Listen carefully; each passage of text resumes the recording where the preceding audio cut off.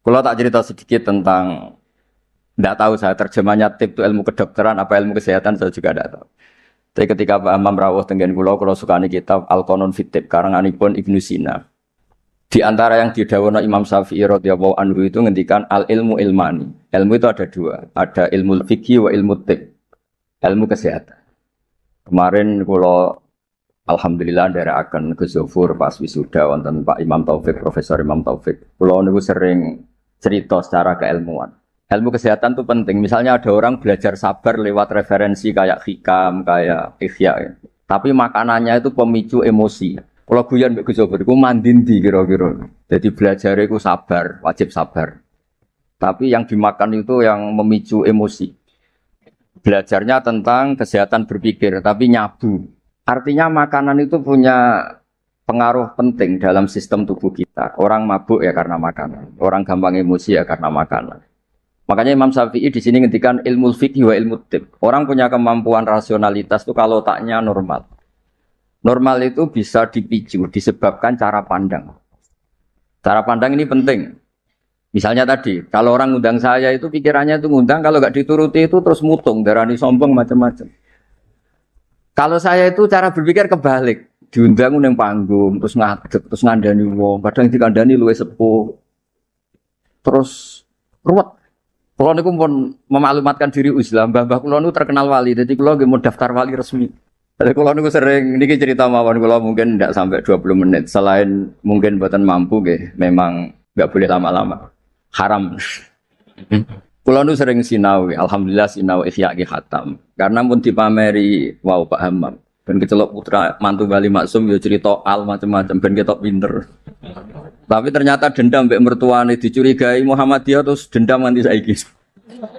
Ya alhamdulillah niki Bu Ida boleh kula niki jenengan de bojo sing ra dipendendam.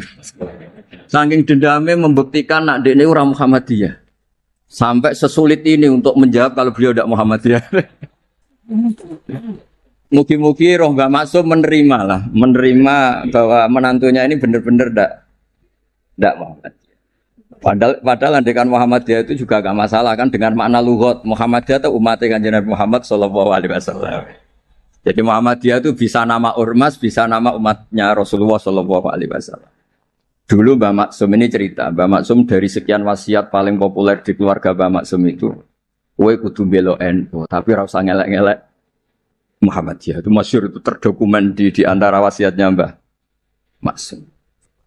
Dan alhamdulillah saya tadi diderekno cucu Mbak Abbas, Kolonel Nafis itu cucu Mbak Abbas. Selama kebetulan ketemu Gus Fahmi Amruwah ini, dulu ceritanya Mbak Hashim itu dalam ancaman macam-macam lah namanya zaman perang. Karena Mbak Hashim itu hanya orang alim fikih, usul fikih, ahli hadis, itu takut, terus nyewa Mbak Abbas disuruh ngelatih santrinya Bencak yang jadi asal usul pagar Musa. Alhamdulillah cucunya jadi kolonel. Yang cucu Basim ya macam-macam, ada yang iya, ada macam-macam.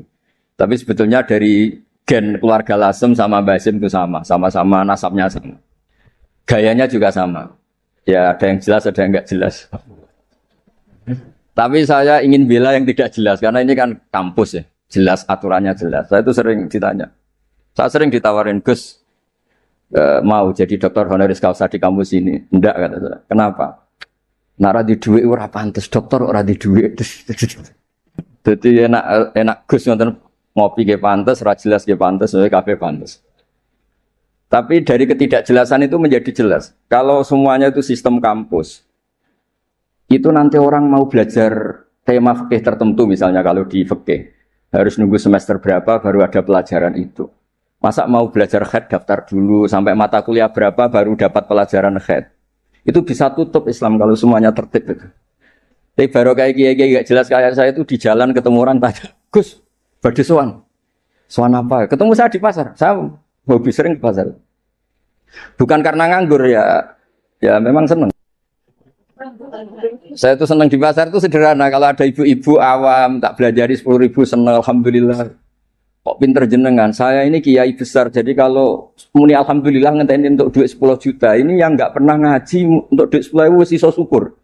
Jadi tak anggap itu bentuk kekalahan saya. Jadi kalau nang pasar itu bentuk tawaduk kula. Ini mboten ngajari terus kiai-kiai teng pasar nggih mboten iki cerita mawon. Cerita istihad. Terus saya bilang, mboten usah di sini saja. Terus tanya, anak saya itu istighadah, Gus, keluar darah gini-gini, sholatnya gimana? Tak jawab saat itu juga. Ada kiai yang negur itu tidak sopan, Gus, tanya kok tidak sowan ya. Nak sowan malah ra sopan, siji ganggu aku pas istirahat. Nomor loro cah dalemku ribet gawe teh ngene-ngene. Mergo cah dalemku ya agak kacau.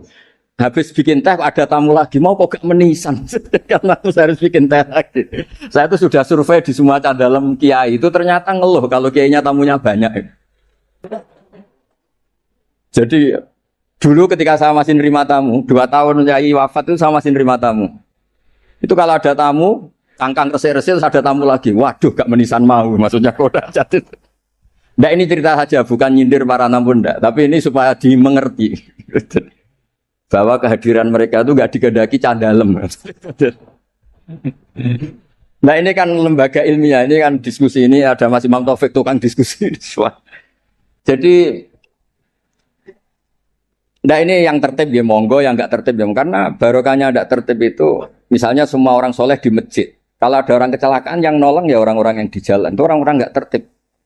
Tapi itu efektif itu, ada orang tersesat yang nolong mereka, kecelakaan mereka, ada orang jambret yang nolong mereka. Jadi umat Islam itu di mana saja itu baik, yang jalur kampus ya baik, yang jalur nggak tertib kayak saya juga baik. Dan dari dulu saya itu yakin suatu saat saya tetap keramat dengan cara saya seperti ini. Bukan apa, karena tadi orang Islam itu banyak yang nganggep kampus itu elit. Wow, itu bayar, terus elit, terus berdasi. Jadi bayang notok aja enggak. Kalau cerita Pak Imam Taufik pertama kuliah itu sudah bayangkan di wisuda, kata beliau pas di sana pertama masuk itu sudah bayangkan di wisuda. Kalau di pondok kan enggak. Wong Islam taluan mondok, sekian ini ra jelas, waduh ra jelas santai. Jejak jagungan, waktu ditakoki kowe candi le. Ngapak, ngapak, santai. Ya pokoknya agak jelas. Tapi dari cerita agak jelas itu saya punya argumentasi ilmiah. Yang milih jalur ini, saya kan tidak perlu cerita yang jelas-jelas tadi beliau sudah promosi sampai sebegitu hebatnya. Hebat, betul.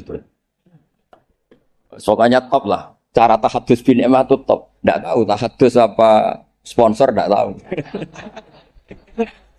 Tergantung niat itu. Saya juga nanti insya Allah hormat keluarga Gus Asim di keluarga Kiai Nawawi baca hikam. Ya, memang saya ini mohon maaf, saya itu susah diundang.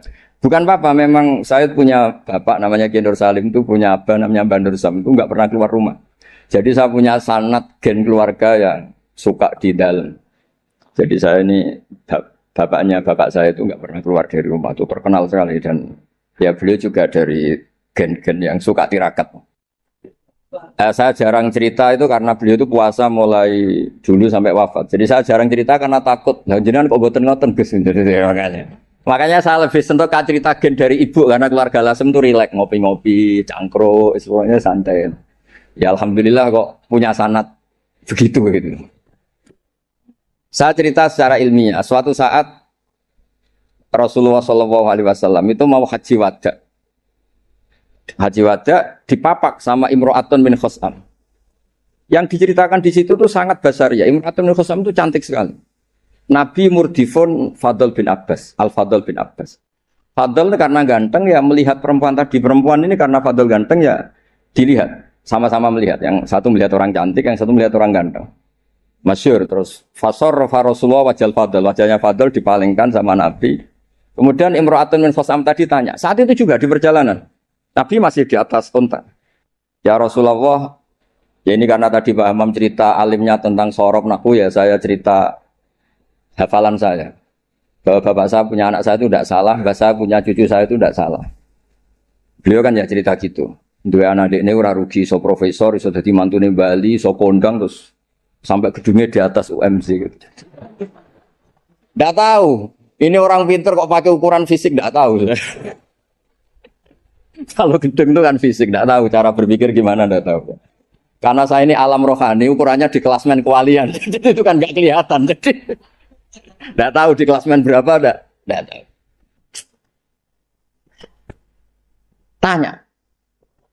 Tanya inna faridotawah ala ibadihi adrokat abi syekhon kabirun. Afa ahujju anhu. Nabi jawab, qala na'am. Ayan fa'uhu dzalik qala na'am. Kama law kana ala biki denun faqadaitihi nafa'ahu. Ya Rasulullah, bapak saya ini sudah sepuh sekali ketika haji diwajibkan. Apa saya bisa menghajikan beliau? Bisa. Apa manfaat? Ya bisa, seperti bapak kamu punya utang, kamu yang bayar itu cukup. Gitu. Lalu Imam Bukhari itu mengebabkan ini sampai 3 kali. Satu di bab haji makdud. Jadi sebetulnya haji itu ada 2. Yang niabah atau badal. Menghajikan yang mati karena sudah tidak bisa haji. Atau menghajikan yang lumpuh yang nggak mungkin haji lagi, disebut haji ma'dud. Jadi Imam Bukhari mengebabkan babul hajil ma'dud atau al-ihjad anil ma'dud. Tapi di bab berikutnya dengan hadis yang sama persis beliau ngebabkan babu hajil mar'ati anir rojul, karena secara fikih ini masalah, masa perempuan mengganti lelaki. Tapi dengan hadis yang persis di bab ilmu Imam Bukhari mengebabkan babul futya fitorik. Bab boleh fatwa ketika di tengah jalan. Jadi nggak perlu ada kiai yang kiai resmi nggih monggo, kalau ada pertanyaan sowan dulu, daftar dulu nggih monggo. Kiai kayak saya seketemunya juga monggo. Saya itu 2005 itu tiap bulan ke Jogja di UI sama Profesor Zaini. Itu mesti ngebis. Ya mesti ada yang tanya. Jenengan Gus Mbak nggih. Wah, beneran Gus badhe tanglet. Niku kadang sampai Rembang sampai Semarang ora barbar. Sampai 20. Lo kok banyak betul. Mumpung ketemu Gus, nah jenengan disowani wangel. Ya barokahnya niku mboten bayar Pak Imam, dadi ikhlas. Mboten niki cerita mawon barokah ketemu niku mboten bayar, dadi ikhlas ini. Jadi Indonesia ini berkah sekali, ada yang nekuni formalitas, ada Profesor Hamam, Profesor Imam Taufik, Gus Wafur, banyak. Ada yang nekuni yang kayak saya, tapi saya mohon yang kayak saya juga harus alim betul. Sehingga coba pera formal terus uteknya juga agak jelas, visinya agak jelas. Asal usulnya juga agak jelas. Enggak boleh, harus tetap jelas.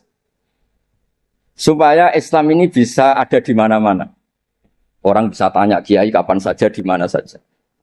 Saya ini haji itu tidak mutawif, bayar. Saya umroh juga milih bayar daripada gratis di kongkonan. Saya berkali-kali ditawari Gus haji Gus gratis kira-kira mau mari go kongkonan gitu. Umrah juga sering ditawani Gus jadi gak bayar raya. Duit 20 juta atau 40 juta ya jadi budak kata jadi kok kongkon-kongkonan gitu. Wis ngono arahe kon ngesahno pilihan KPIH ini. Kok cara fikih ra salah itu kon ngesahno wong fatwa orderan kan. Jadi rada repot kadang gitu. Kadang padahal secara fikih itu bisa diperdebatkan sah tidaknya. Bukan sah tidaknya haji ya ibadah yang bukan penting-penting ya. Nah, berkahnya orang kayak Bali Maksum yang nekuni keilmuan teng Termas, Bali Maksum nggih temani Mbah kula. Terus dulu misalnya Mbah kula kandung lahirnya tesih teng Lasem bareng kalian Pak Hamid Pasuruan, niku sak rumah. Makanya kula dikenal Bani Umar, teng Lasem iki dari partai Bani Umar. Karena Mbah Umar digarwa Mbah Maimunah, niku putrine Mbah Abdul Aziz, jadi kalau lingkup lebih besar disebut Bani Abdul Aziz. Barokah Bali Maksum terus beliau ngaji teng Mbah Dimyati riyen bareng putra-putrane Mbah Mahfud termasuk Mbah Muhammad. Punya satu putra namanya Mbah Muhammad, Gus Muhammad. Niku ilmu itu di mana-mana sehingga kampung-kampung itu luar biasa Islam teng Indonesia. Ada syekh yang datang dari negara yang tertib sekali. Di Indonesia imam digaji berapa? Fasilitasnya apa? Di negara kami imam itu digaji 70 juta, fasilitasnya mobil BMW gini-gini. Kalau di Indonesia enggak. Kadang komat sendiri, dan sendiri. Terus lucunya itu Mas Imam Taufik itu imamnya tetap bilang imaman lillahi ta'ala. Ditanya, kenapa bilang imaman tidak ada makmumnya? Makmumnya jin, Gus. Warga di kampung itu. Tapi uniknya, syekh yang dari negara tertentu yang digaji itu digojlok sama Kiai Indonesia, Gus Wami. Makanya kamu jamaah terus, takut potong gaji ya. Karena dia digaji, difasilitasi. Kalau dia bolos itu potong gaji. Kaget saya, ternyata ini masalah dalam dunia ikhlas itu. Pertama mencibir Indonesia, imam nggak diperlakukan secara terhormat, nggak difasilitasi. Terus kata imam Indonesia, makanya jenengan sholat terus takut potong. Akhirnya saya ini sadar. Oh iya bagus ikhlas. Ya artinya barokahnya nggak tertib itu juga hakikatnya tertib. Karena akhirnya Ada masjid di kampung-kampung, nggak jelas pendirinya siapa, wakafnya juga sengketa, sertifikasinya juga sengketa, kiainya juga sengketa. Yang baru jadi takmir semangat pengajian besar, yang nggak takmir mutung, baru kayak mutung terus bikin masjid tandingan, akhirnya masjid di situ banyak, alhamdulillah. Pokoknya, nah, kiai itu harus punya kelapangan pandangan seperti ini supaya Islam itu di mana-mana. Kalau semuanya tertib, nanti prosedural. Masa mau tanya haji saja nunggu semester yang kebetulan ngajarkan apa? Haji. Wong sholatnya subuh mau tanya pakar fikih ngantornya jam 9, bisa ditemui jam 1. Pertanyaannya tentang sholat subuh. Subuh hari ini, kalau hari besok kan, ya kalau hari ini kan, nah kalau kiai kan nggak ketemu di jalan tadi tanya, Gus, anak kula niku keluar terus darah ini ku sak dhuwure adat. Niku salat apa mboten? Biasanya kate berang dina 6 dina wis rudat ilal adat soal gerbar 6 dina hukum istikhadah ngene kan. Gak usah sowan Gus, gak ngel-ngelo cah dalemku ngono. Ini mboten nyindir, maksudnya cerita, jadi mboten cerita. Jadi monggo lah istihad apapun tuh baik asal didasari keilmuan yang baik. Jangan sampai apa ya, karena kita punya pilihan istihad tertentu seakan-akan yang lain itu salah. Saya berkali-kali cerita menyangkut istihad. Ya, saya ulang lagi, saya berkali-kali cerita tentang istihad. Dan dari sekian itu, di antara yang mau saya baca di sini, nanti kitab ini saya tinggal, mungkin bisa dipelajari menantu Bali Maksum yang bernama Profesor Hammam. Gitu. Yang tadi cerita terus tentang bahasa Arab, kayaknya butuh legitimasi ini loh mantu Bali. Gitu. Beliau khawatir kalau hanya dianggap pakar medis itu. Apalagi di depan keluarga Lasem. Darani raiso ngaji kan Yuhisin, mantu Bali Maksum.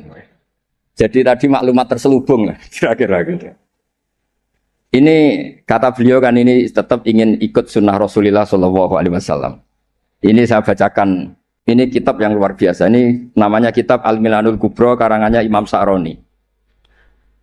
Ada perubahan yang enggak diduga para kiai-kiai Indonesia. Miranya perubahan itu kan masyhur kan faliwayiruhu biadi. Terus urutannya apa? Mangro'a minkum mungkaron faliwayiruhu biadi dulu ya.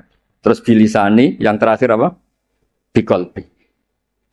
Itu umumnya kiai kan nafsiri biqalbi itu yang penting kamu gak suka kemaksiatan itu. Yang penting Anda ngingkari atau gak suka bentuk-bentuk perilaku maksiat itu.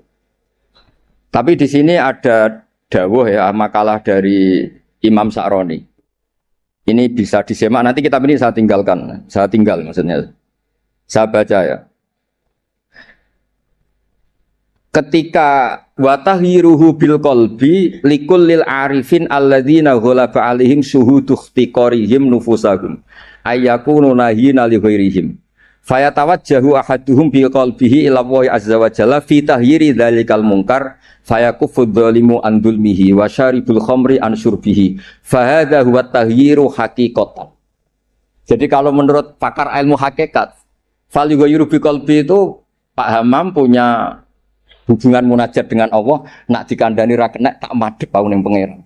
Umat didongakno, dongane jenengan mandi terus semua orang itu baik. Jadi biqalbi itu menurut saya teori ini lebih masuk akal. Kalau biadihi itu aksi nyata melakukan perubahan bil lisan, harusnya bil qalbi juga aksi nyata melibatkan qalbu untuk melakukan perubahan, yaitu munajat dipakai doa. Dan itu yang dilakukan para wali-wali ketika anak nakal itu mesti ngandani bapake, ya coba kandhani tok tirakati le. Dongakno tirakati. Ora ngandani nabok ra kasil, ngomel ra kasil, wis ora urusan. Ndak begitu maknanya biqalbi itu. Jadi biqalbi itu tawadjuh sama Allah Ta'ala bilqalbi mendoakan yang sedang nakal supaya apa? Tobat. Jadi ini bentuk penghormatan kula kalian. Wida pernah bulik kula di struktur keluarga Lasem semua Bani Bali Maksum supaya ngikutilah bahwa kita ini tidak cukup untuk fisik kita melayani umatnya Rasulullah. Saya sering cerita ke orang-orang, nah aku dari kiai apian hormat tamu mangan enak, mungkin gajaran hormat tamu itu 10, tapi ngel-ngelo cah dalem, apa mana nak nyentak cepet tenang mateng, goblok masake gak enak. Jadi hormati untuk poin 10, ngamuke untuk dosa 10. Kira-kira 50-50 lah kira-kira gitu. Pulau loh ini madzhab pulau, sampean ndak harus ikut saya. Tapi tolong didengar. Tidak harus ikut tapi tolong didengar gitu. Supaya seimbang.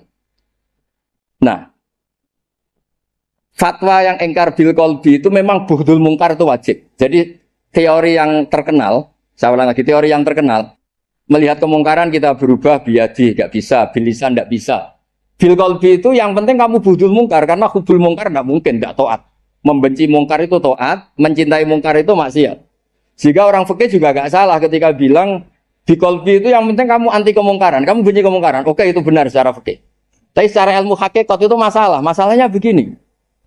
Biadihi itu ikhtiar untuk bikin perubahan. Nah, bilisani juga ikhtiar untuk bikin perubahan. Ya harusnya biqalbi juga ikhtiar qalbu untuk bikin perubahan. Caranya apa? Tawajjuh ilallah dengan berdoa. Nggih, paham nggih clear nggih? Mun wae jenengan mantu bali maksum tenan pun kula percaya. Wong iso cerita al-ta'rif ya semacam-macam. Kula mau ngontak mandong. Ono wong iki Mas. Mpun mengke nak teng alam roh bali maksum kula matur pun mboten ngarah Muhammadiyah. Masa untuk menjawab supaya gak dituduh Muhammadiyah sampai sesulit ini. Gawe menara nekakno putu Mbah Hasim terus untuk mengesahkan insya Allah Bali Maksum mboten tipikal tiang suudzon mun jenengan percaya. Terus niki ngapunten sanget teng pernah mbah kula niki wonten bumi Tuhan nggih mbah kula saking keluarga Kajen. Kula niku nggih keluarga Kajen, keluarga Lasem, nggih keluarga Tuban, bapak kula niku Tuban saking nggih keluarga ahli tirakat. Riyen bapak kula nggih ngaos Badola, terus mbah kula kandung itu saya lahir teng Fakhriyah. Nggih kula niki dekat sekali lah sama keluarga Lasem. Terus mulai kecil saya disarang sama Gus Yofur. Nggih kula niki tapi kula milih jalur yang mboten jelas itu. Nah baru kayak gak jelas itu Islam wonten di mana-mana. Sebab itu di antara dawe wa ta'ala bal naqdhifu bil haqqi 'alal batil fayadmaghuhu fa idza huwa zaid. Qadzafa itu acak. Jadi Islam atau kebenaran bisa dibawa secara tertib kayak di kampus-kampus juga bisa dibawa cara acak. Qadzafa itu maknanya acak. Karena qadzafa itu maknanya memang acak. Sebab itu Imam Busiri nafsiri qadzafa di situ fadurru yazdatu husnan wa huwa muntazimun wa laysa yanqusu qadran ghairu muntazim. Air yang dipam, yang ditata juga baik. Tapi barokahnya air acak. Orang di tengah hutan nemukan air di mana-mana. Kalau semuanya ditertibkan di menara air, nanti kalau nyari air di titik yang sama.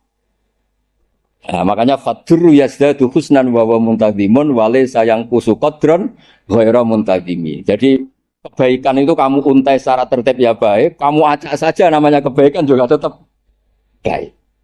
Jadi saya pikir kalau diaturi Bu Ida, diaturi pernah bulik kula ketemu mriki tak anggap pengakuan yang tertib pada yang tidak tertib. Dadi anggap mawon ngoten gitu. Nak nganggo hukum sopan yo ngongkone wong tertib ambek sing ora tertib. Sopane sing ora tertib ambek sing tertib. Oh, nyatane kalau dikongkon gelem kan berarti cah sopan. Bocah apik lah iso. Terus kula suwun niki kitab ini saya tinggal untuk hadiah pada keluarga mriki Almata. Jadi ada ulama yang mengatakan fal yughayyiru biqalbi niku artinya apa? Faya tawajjahu ahaduhum. Jadi pertama orang-orang sufi itu ya, ghalaba alaihim syuhudu ikhtiqarihim nufusahum. Mereka itu menganggap dirinya itu siapa sih? Saya ini tidak Tuhan, tidak al-mudabbir, tidak pengatur alam. Kalau ingin merubah alam, kita ini siapa sih kok menamakan diri sebagai pengubah alam, pengubah sosial, inspirator sosial. Kita ini siapa? Tidak siapa-siapa di depan Allah itu la haula wala quwata illa billah. Nggih. Maksudnya benjenengan mboten amen aku mbek sorop tak unggahno dadi makom hakikat. Mengke karena babanya Mbak Maksum nggih dugi Mbah Sambu, Mbak Ali Maksum nggih ibuke sang dugi Mbah Sambu. Nah Mbak Maksum dugi mriku Raja napa? Mahmud nggih. Nggih Sultan Mahmud. Jadi jenengan dadi mantune raja ya mantune wali. Mulane membela dirine sampai sak jam.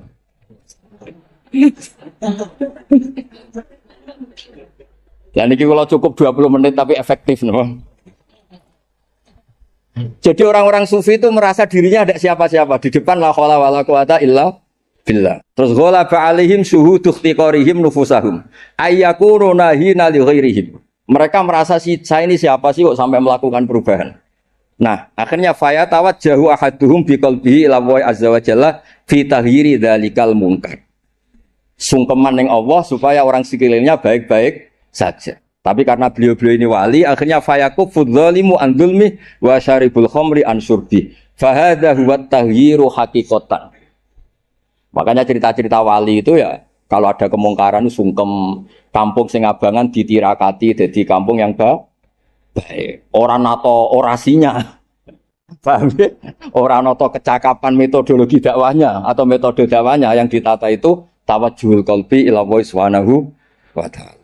Terus niki sebagai bentuk hadiah kula wingi Bu Ida kula hadiah kitab Al-Qanon Fitib niki juga saya hadiahkan di sini supaya mindset kita, cara berpikir kita munajat teng Allah Subhanahu wa taala. Jadi fikihnya nggih jalan monggo ikhtiar sebaik mungkin tapi jangan merubah ilmu hakikat bahwa al-amru biyadillah hanya Allah saja yang lahu maqalidus samawati wal ardh. Tapi saya serius. Begini ya masalah ulumul Quran ya. Saya dulu kalau diajarin Bapak itu sering beliau cerita. Kamu cari sisi ekstrimnya.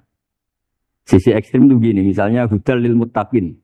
Quran itu petunjuk bagi mereka yang takwa. Orang-orang idealis mengartikan takwa itu adalah orang-orang yang imtitsalul awamir wastinabun nawahi. Itu orang ideal. Tapi faktanya Sayyidina Umar itu masuk Islam itu dengar surat Toha hina kana huwa kafir. Ketika beliau masih kafir. Beberapa sahabat dulu masuk Islam itu ketika mendengar Quran statusnya masih kafir. Sehingga ada bukti bahwa orang tidak muttaqin juga bisa dapat hidayat Quran. Nah barokahnya kita baca banyak, Quran itu bukan sekedar hudal lil muttaqin, tapi juga hudal linnas. Lalu dianalisis, oh jangan-jangan lil muttaqin ini cara balaghah min babil iktifa, lil muttaqin wa ghairihim. Buktinya ada ayat lain yang menyebutkan hudal linnas. Ini itu awal dari disiplin ilmu. Sehingga memang tidak bisa kita mengartikan Quran tanpa baca tafsir yang banyak. Kemungkinannya tadi tambah pintar atau tambah bingung tadi. Nah soal kita tetap tidak bisa itu ya alhamdulillah. Memang manusia didesain wa kanal insanu dzaluman jahula. Jadi kalau kita bodoh itu sesuai rencana Tuhan memang itu. Jadi tidak usah disesali, biasa aja. Memang dari dulu juga sudah direncanakan kita ini berstatus wa kanal insanu dzaluman jaulah. Itu cara balaghah itu doluman banget, dolime jaulan itu banget bodohnya. Banget dolimnya itu begini, andaikan kita ini orang baik, itu juga enggak mesti baik. Tadi dawuh Pak Kures itu, saya sering memberi analogi. Saya ini kata orang banyak, itu ketok. Kalau diundang di kampung, musola penceng itu kalau datang, kata orang-orang itu tawaduk. Tapi kata kiai setempat, itu mangan jatah kiai cilik di sini. Jadi yang satu bilang tawaduk Gus Dara, yang satu bilang cek mentalan Gus, jatahku mbok jupuk gitu. Sehingga saya sering cerita ada acara manakiban. Biasanya kalau kiainya itu tuh Pak Said dapat ayam paling besar kalau kiainya. Kalau yang lainnya itu ya suwiran itu.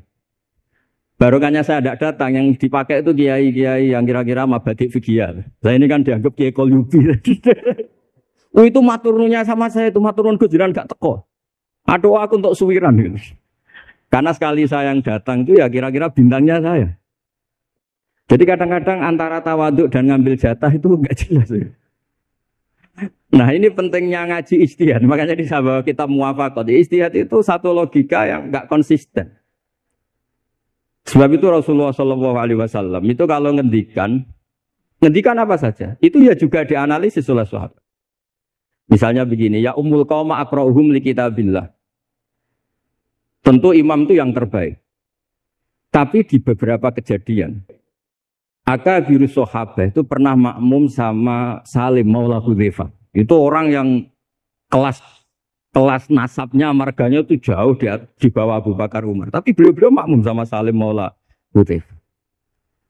Bahkan beberapa riwayat yang Nabi ngendikan cara shorihan, itu sama sahabat masih dinego.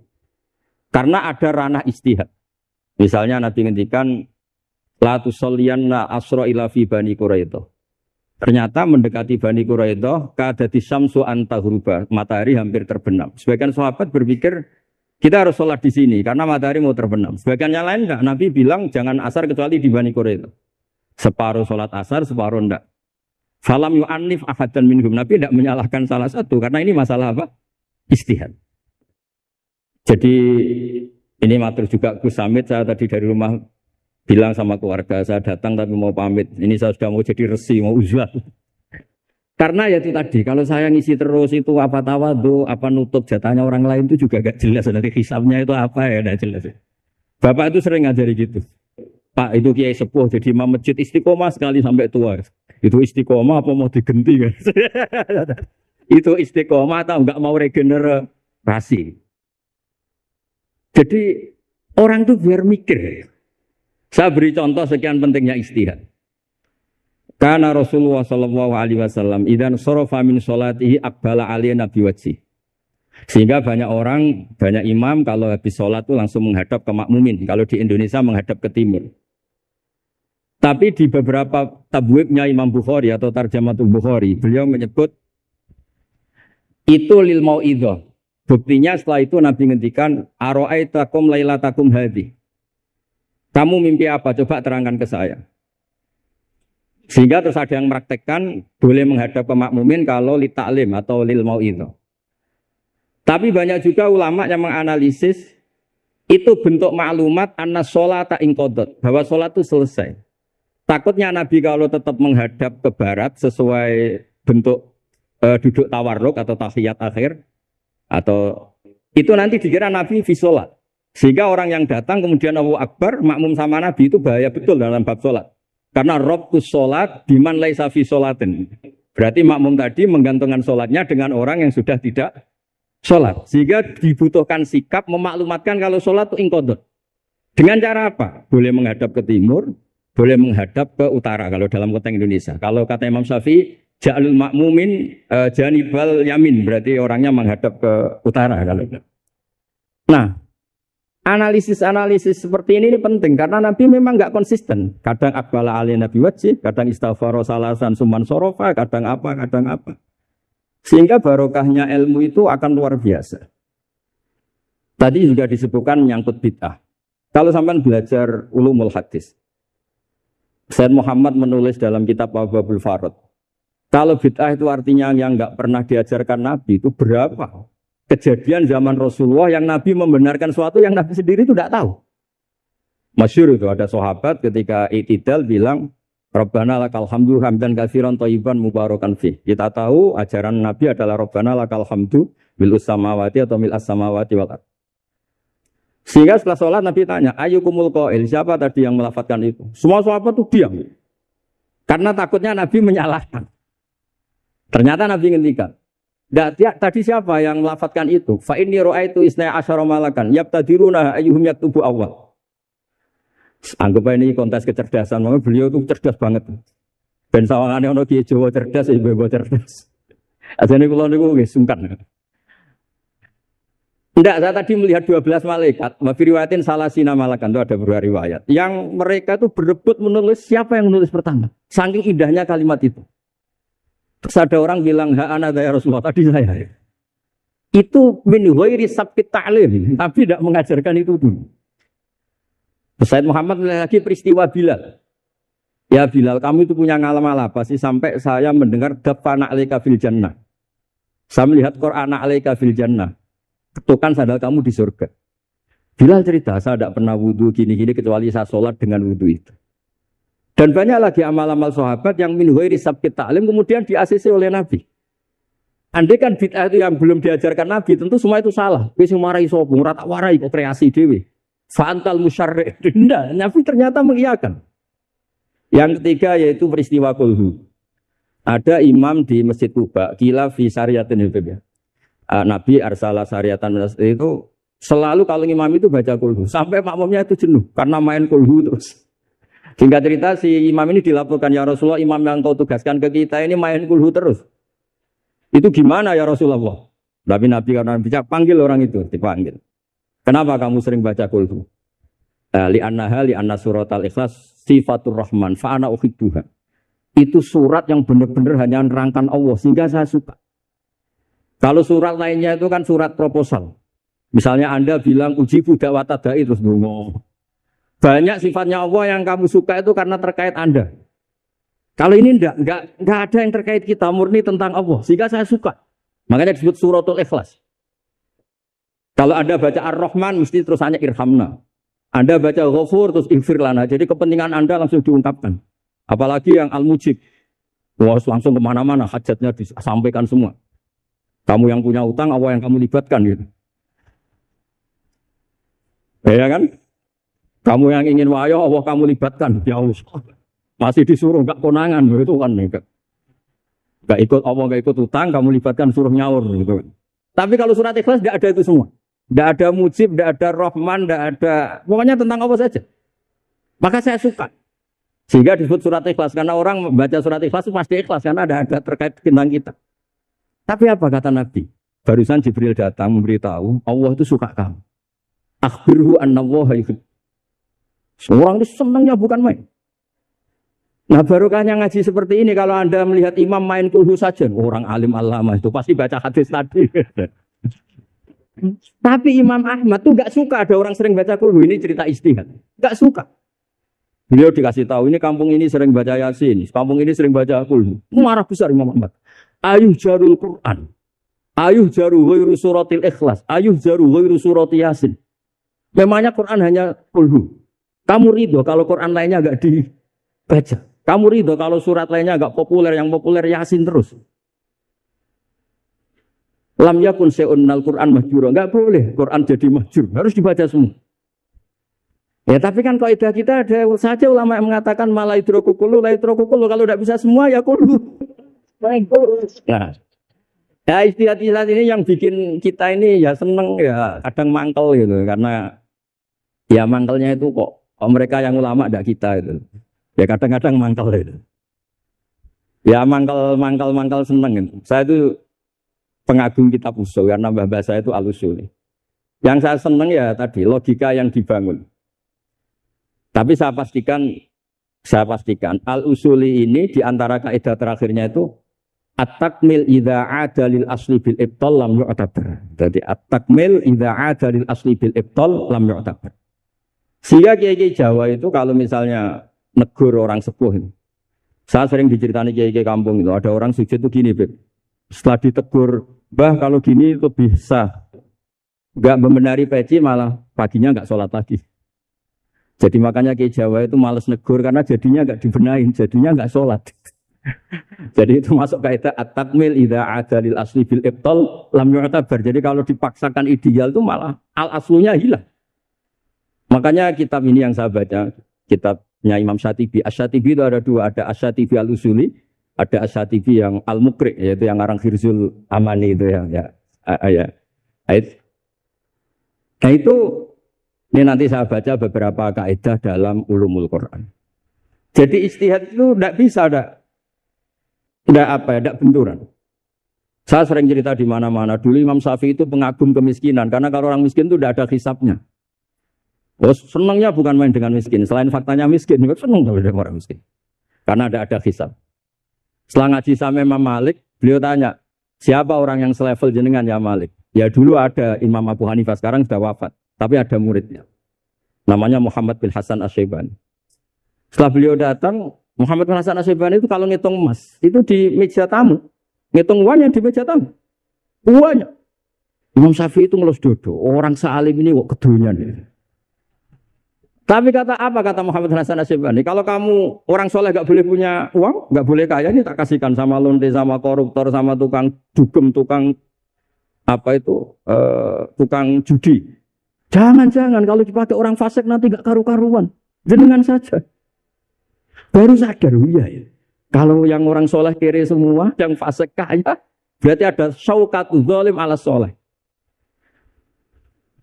Ada syaukatul zalim. Kayak apa bahayanya? Ada saltonatul fasik ala soleh. Semenjak itu Imam Syafi'i itu tuh sampai fatwa berlebihan. Orang Islam yang bisa kaya kok miskin haram. Kuat beli Alphard kok beli carry tua haram. Terus berlebihan. Kalau Gus Ilmi kuat jabat kok enggak haram. Pokoknya terus ekstrim. Sampai al-Islam ya wala yulale. Terus kata kiai-kiai Jawa yang alhamdulillah banyak yang miskin juga. Komentarnya lucu. Wes ngerti Mbah, cuma ora kelar. Artinya punya selera kaya itu kita sudah punya, jangan haramkan, semuanya tahu kok. Cuma nggak mampu, jadi itu salah no. Tapi barokahnya itu Imam Syafi'i menjadi tahu bahwa bukan sekedar apa ahyini miskinan wa amitni miskinan, tapi Nabi juga pernah ngendikan nikmal malu soleh lil maris soleh.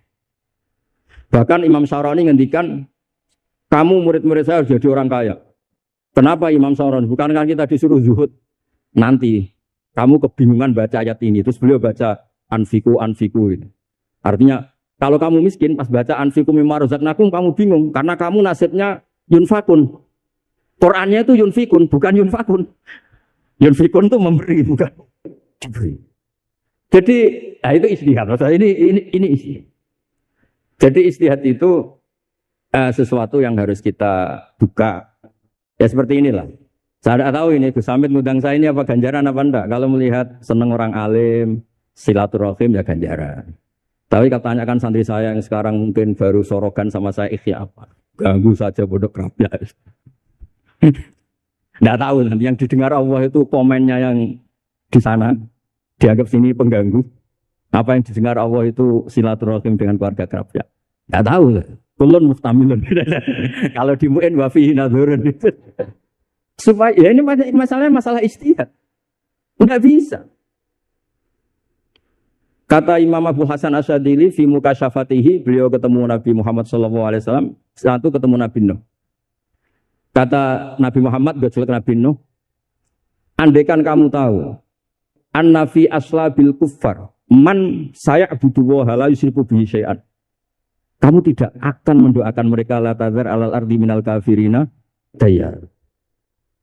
Tapi ketika dihujat kayak gitu di Abdul Yalil di Taif, itu kan sampai Malaikatul Jibal bilang, kalau kamu mau Muhammad, kalau kamu mau ya Rasulullah, mereka akan saya habiskan.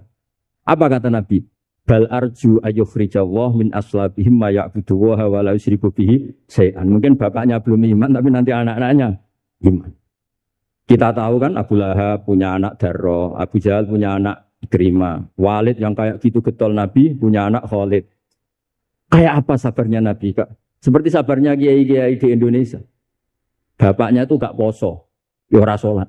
Anaknya itu TPG. Gara-gara anaknya cilik poso itu yuk gedong bapaknya. Sesuai bapaknya izin melok poso. Saking harunya melihat anaknya puasa.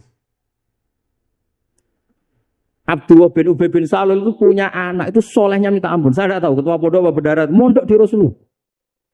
Itu termasuk min ajali talamidhi Abdullah bin Ubay. Punya anak Abdullah juga namanya. Sampai ketika ya Rasulullah bapak saya itu meninggal. Tolong dikasih syafaat. Iya ya. Saya ingin kafannya itu jubah jenengan. Fanaza jubah tahu dikasihkan. Tidak sekedar itu. Tolong ludahi ya Rasulullah biar benar. Diludahi kan. Sampai Umar itu, ya Rasulullah, apa engkau tidak ingat? Abdul bin Ubay ngomong gini, ngomong gini. Enggak pernah ada. Ya nanti saya mintakan maaf ya Umar. Tapi kata Allah, intastaghfir lahum sab'ina marrah falayah. Wa sa'azituhu ala sab'in. Kalau 70 enggak bisa, nanti saya tambah. Itu karena ngergani anaknya. Kata banyak ulama mengatakan, aslama biru'fati Rasulullah wa bi ahwali Rasulullah itu alfun min ahli baiti kaum. Jadi gara-gara sikapnya Nabi yang simpatik, orang kampung yang gengnya Abdullah bin Ubay itu menjadi Islam semua. Wong kok apik gitu, orang kok sebaik itu Rasul. Baru. Artinya gini, ada bukti bahwa anaknya orang nggak karu-karuan itu ya bisa mondok. Bapaknya tidak bisa baca Quran, anaknya hafid. Pasti wisuda tuh nangis. Nangisnya karena saya itu baca Quran aja tidak bisa kok anak saya. Nah, roja ini loh yang menjadikan kita semangat, tetap nggak frustasi nyai di Indonesia. Karena Nabi ketika melihat kafir harbi saja, Nabi tetap menghentikan bal arju. Saya berharap ayyukhrijawah min aslabihim ma ya'budu wa la yusyriku bihi syai'an. Nah ini sekaligus supaya saya di sini ada gunanya. Andai kan undangan ini salah juga sebagai kafaroh, kesamit kafaroh semuanya. Saya baca muwafaqat karena saya pernah virtual sama beliau nerangkan usul fikih. Saya juga bingung kayak dua orang yang ngatur saya ini. Tapi saya senang sama usul fikih.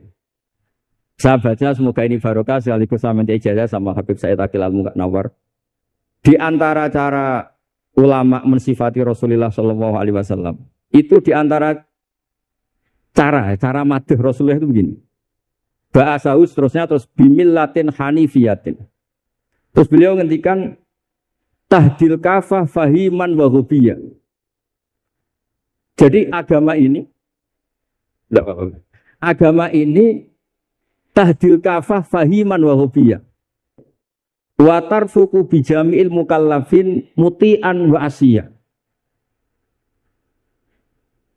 Itu ketika saya tarik muti'an wa asiyah itu gimana? Bagaimana millah? Hadil millah ini bisa tarfuku bijamil mukallafin muti'an wa asiyah. Nabi kayak apa? Cerita orang baik yang ideal, yang melakukan imtitsalul awamir wastinabun nawahi. Tapi Nabi juga ngendikan syafaati li ahlil kabair min ummati. Kayak apa Quran mengajarkan kita kebaikan yang ideal? Wa ibadur rahmanil ladzina yamshuna 'alal ardi hauna wa idza khatabahumul jahiluna qalu salama wal ladzina yabituna li rabbihim sujadan wa qiyama wal ladzina itu ideal. Ada lagi yang ideal disebutkan muhsinin itu apa? Alladzina yunfikuna fis sarra'i wad dharra'i wal kadhimina al ghaidha wal 'afina 'anil nas terusnya. Tapi Allah juga ngendikan qul ya ibadiyalladzina asrafu 'ala anfusihim la taqnatu mir rahmatillah. Mereka yang asrofu Allah masih manggilnya ya ibadihi hamba-hambaku. Kamu kesini. Anibu ila rabbikum aslimulah. Kayak apa? Hadhil millah tarfuku bijamil mukallafin muti'an wasi. Jika Nabi ngertikan. Mangqala ila tafalal jannah wa insana wa insana qal wa insana wa insan. Itu kebetulan yang tanya itu Abu Dzar. Abu Dzar itu orang yang fikihnya itu ekstrim. Malah yang didawi Nabi wa insana sampai tanya lagi. Ya Rasulullah tenane. Kebetulan Nabi pasti itu bangun tidur. Iya, sampai 3 kali.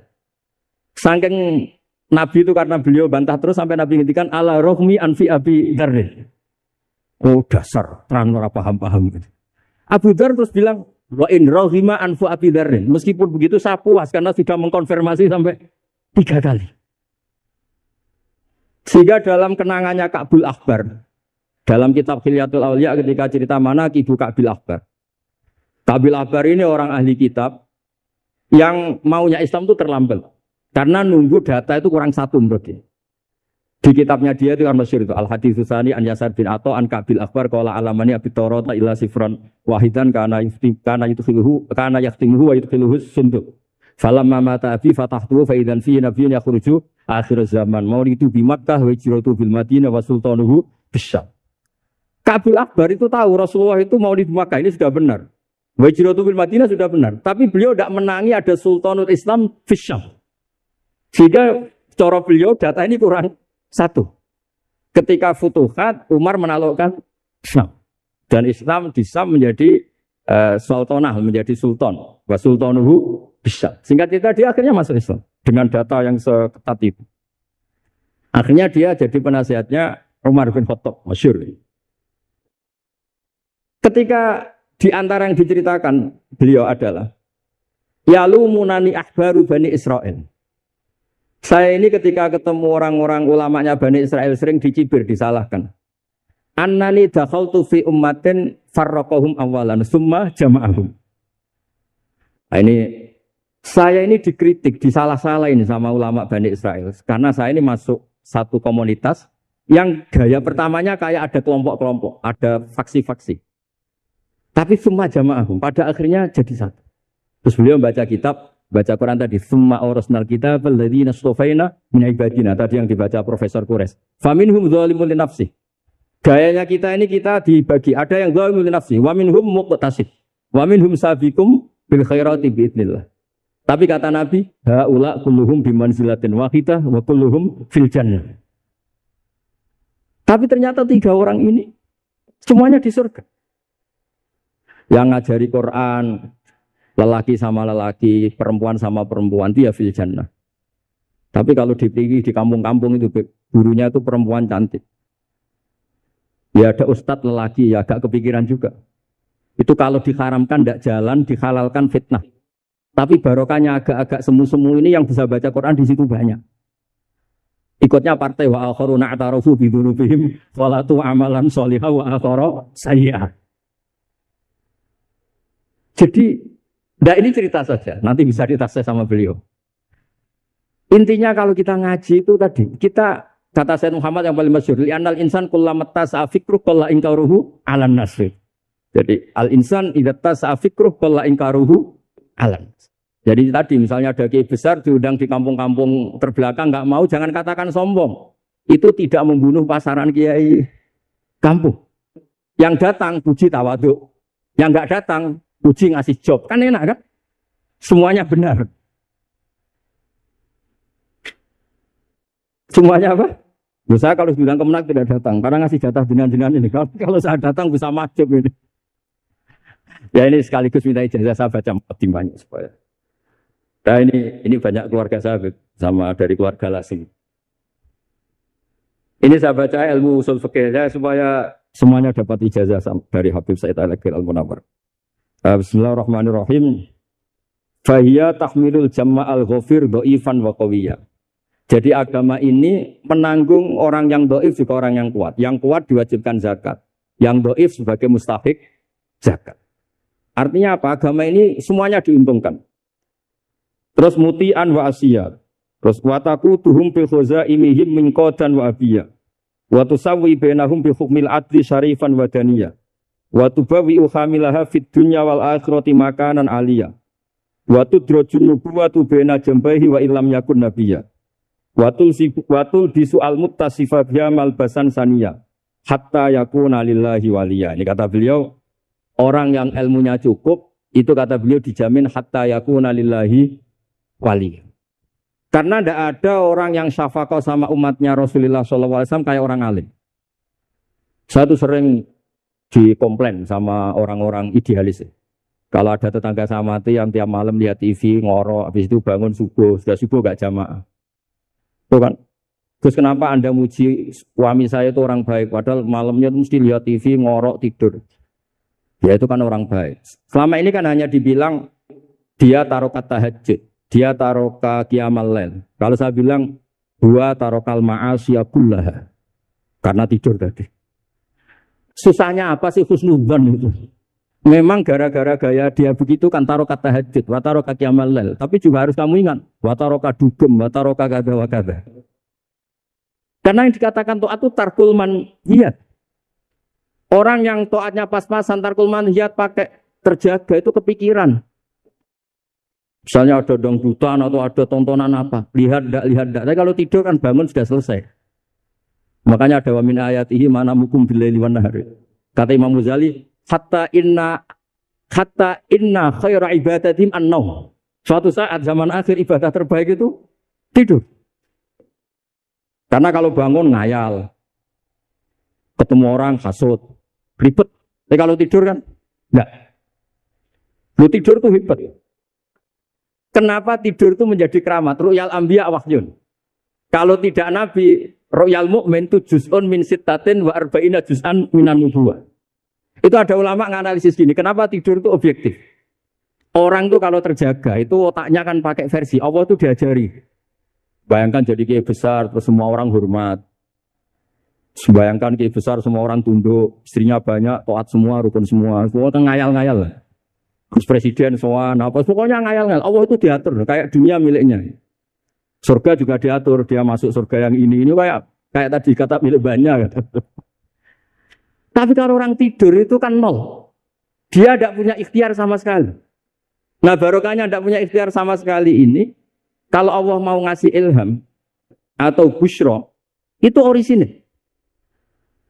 Makanya saya ini jarang wiridan habis sholat. Tapi kalau sama tidur itu wiridan saya banyak. Ini bukan pamer, bukan. Saya sampai apal doa mau tidur. Allahumma rabbas samawati sab'i wa rabbal arsyil azim rabbuna wa rabbul kulli syai'in khaliqul habibuna wa nazila tauratu injiru. Suapanya. Allahumma amantu bika wa da'tu jamila mal jawami. Gara-gara baca ilmu tadi. Orang habis sholat wiridan, habis itu jalan-jalan. Ketemu orang cantik terus nyesel. Di rumah enggak kayak itu. Apa pokoknya masih banyak masalah. Tapi kalau orang mau tidur, wah ini kalau keterusan bangun-bangun ketemu mungkar nakir. Kalau takut mati, tahu-tahu dibaca orang, kita tidak bisa ikhtiar. Apapun itu riskannya Masya Allah namanya tidur. Tapi kita berani karena tawakal sama Allah.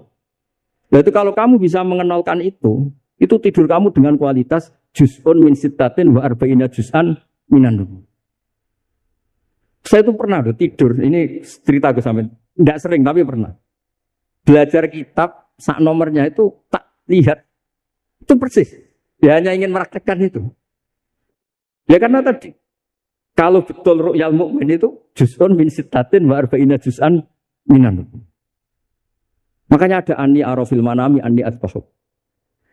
Makanya ketika Said Muhammad cerita kalau ada kritikus tentang kitab Madaih karena kadang pakai cerita ru'yal kafir, itu kata Said Muhammad di era sebelum Rasulullah SAW itu semua ru'ya itu orisinil.